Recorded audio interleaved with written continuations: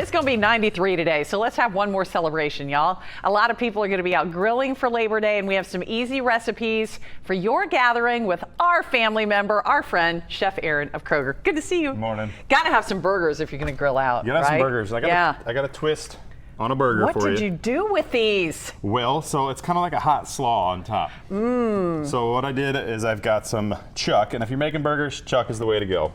If you're concerned about... Chuck's the way to go. Chuck, right there behind our camera. And I know he'll have a bite of this burger. Chuck. Okay.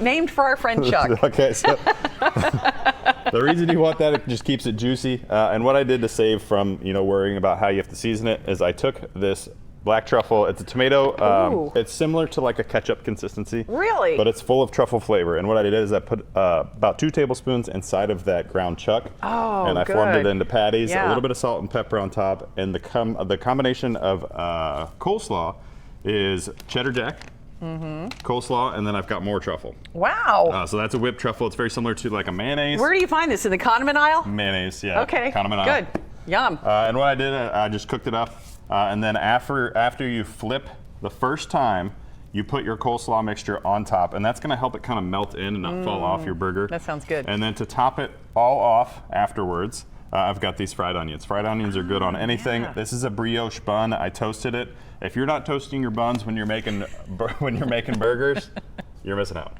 Okay, make sure you toast the buns. It changes You're going the to world. toast them today because it's going to be 93. You're going to toast. It's going to toast whether you like it or not.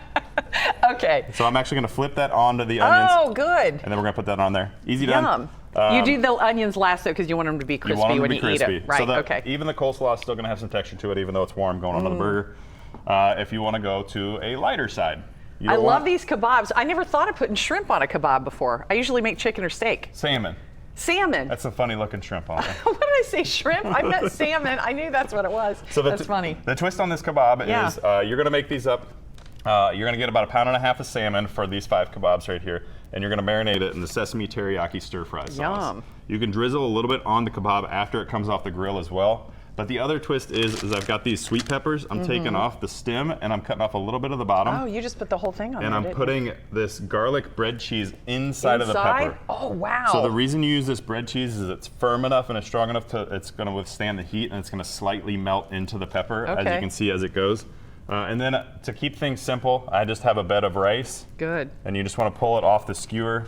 If you want to see, here's what this garlic bread cheese looks like. I've never seen this before, but that looks delicious. So that's going to be at the cheese shop if you have a cheese shop. Yeah. And the Murray's cheese. It's really firm when you cut it. You're going to want to put about 1 inch of cheese into the pepper, and as you can see, it just goes over the rice. It's good to go. Yeah, that looks great. You can put more stir-fry seasoning on there if you'd like, but you don't have to. Okay. Then you have dessert over here. These look really yummy. I have dessert, and it's simple, simple, simple. Yeah. So that peeler that you have next to you is what you're going to use on the apple. You're going to peel the outside of the apple, but then you're just going to keep going, and that's going to give you really, really thin slices of an apple. Oh, really? And you're going to go all the way down to the core. You're going to melt this honey cinnamon butter, about a tablespoon of that, and about a tablespoon of the maple syrup right there, and you're going to put that on the apples, and then just lay it in the middle of the crescent roll as you roll it up. Bake it according to the instructions.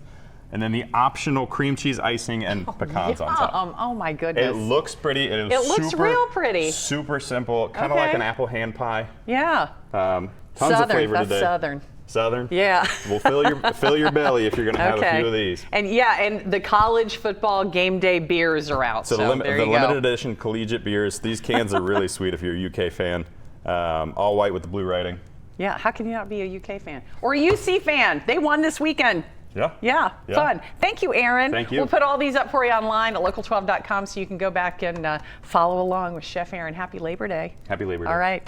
Hey there, thanks so much for visiting the Local 12 YouTube channel. Click the links, hit subscribe to get notified anytime we post content to this channel.